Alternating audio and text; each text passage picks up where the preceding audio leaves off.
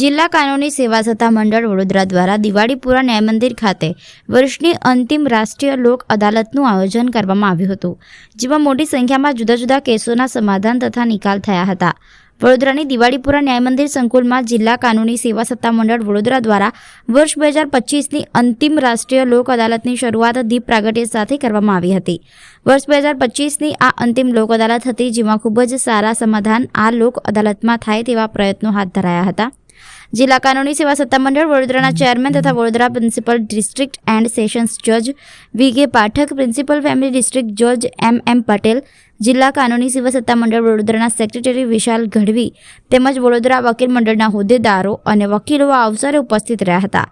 વડોદરા જિલ્લા કાનૂની સેવા સત્તા મંડળ દ્વારા દિવાળીપુરા ન્યાય મંદિર કોર્ટ સંકુલમાં નેશનલ લોક અદાલતમાં વડોદરા શહેર, જિલ્લા તેમજ તાલુકા કોર્ટોમાં ફોજદારી સમાધાન લાયક ગુનાના કેસો, નેગોશિયેબલ એક્ટ 138ના કેસો, ફક્ત નાણાંની વસૂલાતના કેસો, મજૂર તકરારના કેસો, ઇલેક્ટ્રિસિટી એન્ડ વોટર બિલ્સ, લગ્ન વિષયક તકરારના છૂટાછેડા સિવાયના કેસો, જમીન સંપાદન રેફરન્સના કેસો, નોકરી વિષયક પગાર ભથ્થા અને નિવૃત્તિના લાભોને લગતા કેસો, મોટર વાહન એક્સિડન્ટ કેસોનું સફળ સમાધાન થયું હતું.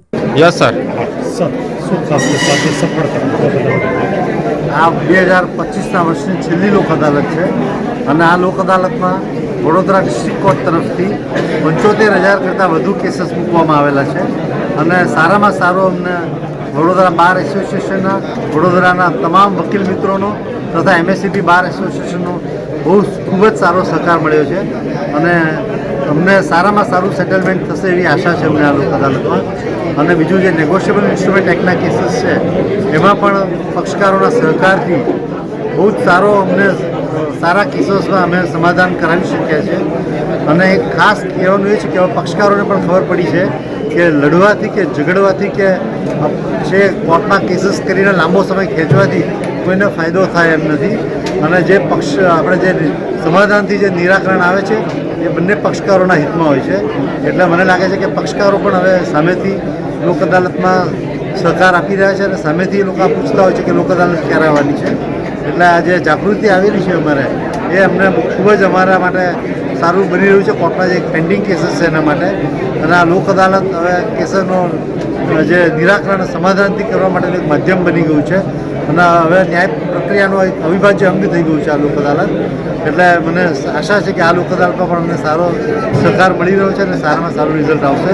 હું તમામ પક્ષકારોને, તમામ વકીલ મિત્રોને શુભેચ્છા પાઠવું છું આ લોક અદાલતની અને તમામને વિનંતી કરું છું કે તમે મોટી સંખ્યામાં તમારા કેસો આ લોક અદાલતમાં મૂકો અને સમાધાનના માધ્યમથી આ કેસોનું નિરાકરણ આવે એવા તમે પ્રયત્ન કરો.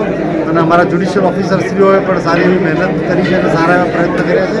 એટલે મને ચોક્કસ આશા છે કે આ લોક અદાલતમાં અમે સારામાં સારું પરિણામ મેળવી શકીશું. Okay sir.